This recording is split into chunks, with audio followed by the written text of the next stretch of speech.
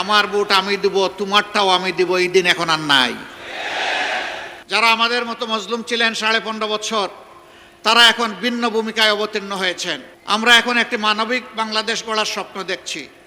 এই স্বপ্ন কার? এটা আমার না, এটা জুলাই আন্দোলনের যোদ্ধাদের।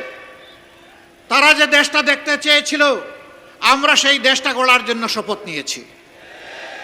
আপনারা আমাদের সাথে ইনশাল্লাহ থাকবেন ইনশাল্লাহ। আলহামদুলিল্লাহ। তাইলে 12 তারিখের টার্নিং পয়েন্টে জাতির বাক বদলে দেওয়ার জায়গায় ঐতিহাসিক দায়িত্ব আমাদেরকে পালন করতে হবে ইনশাআল্লাহ। জুলাইয়ের যুবকেরা, তোমাদের কি শক্তি নিঃশেষ হয়ে গিয়েছে?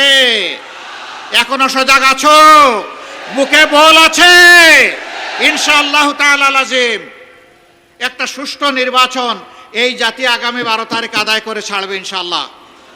আমি বিভিন্ন জায়গায় শুনতে পাচ্ছি, যারা আমাদের মতো মজলুম ছিলেন 15.5 বছর, তারা এখন ভিন্ন ভূমিকায় অবতীর্ণ হয়েছেন। মানুষকে কষ্ট দিচ্ছেন, চাঁদাবাজি করছেন, দুর্নীতি করছেন, মামলা বাণিজ্য, দখল বাণিজ্য করছেন। শুধু তাই না, এখন নির্বাচন সামনে রেখে সম্ভাব্য নির্বাচনী এজেন্টদেরকে ঘরে ঘরে গিয়ে নাকি তারা হুমকি দিচ্ছেন। ভুলে যান, সেদিনের কবর রচনা হয়ে গেছে।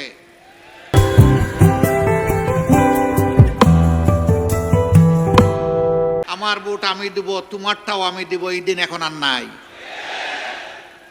আপনার ভোট আপনি দিবেন, আমারটা আমি দেব ইনশাআল্লাহ। আপনার পছন্দ মতো আপনার ভোট দেন, 18 কোটি মানুষ তাদের পছন্দ মতো তাদের ভোট দেবে।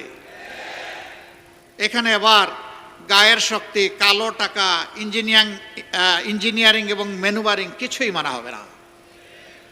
যেই যুবকরা খালি হাতে বুক ছিটিয়ে মুক্তি আনতে পেরেছে, সেই যুবকরা 12 তারিখও বিজয় লাভ করবে ইনশাআল্লাহ।